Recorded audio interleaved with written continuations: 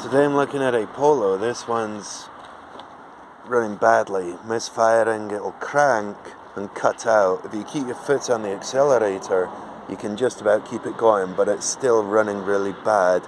As soon as you let your foot off, it'll cut out. This one is a 3-cylinder petrol. I just put it onto TDC on here, doing a quick test. The only fault codes I had, I'll tell you the fault codes quick, were it misfired on the 3 cylinders. I've checked them and I've got a spark. And the map sensor that's down the back here, going into the manifold down the side, the map sensor range performance.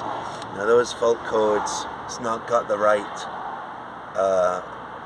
pressure or vacuum in the intake manifold, and this is a TDC gauge that I got from Snap-on a few years ago. I don't have the part number, and I just turn that until these stripes come all the way up.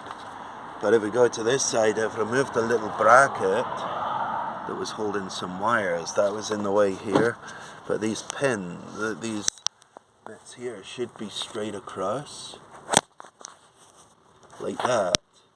That's nice. You see the cutaways in here, the 2 cutaways there, straight across. And that's the camshaft with the camshaft sensor. The other shaft doesn't have a sensor. But that one is not straight across. That's more like, I don't know, 2 o'clock to about 8 o'clock or something like that. You see it's diagonal. It should be the same. So it is too far retarded on that camshaft, but we're not going to get a cam crank because this shaft doesn't have a crankshaft sensor. So it's too far retarded, and that's the problem. We're going to need a chain. The fact that I can kind of get it to run, it's worth putting a chain on and then rechecking. I think it'll be fine, just needs a chain, but that's one that you're not going to get a cam crank correlation because it doesn't know. It thinks it's spot on and it's not.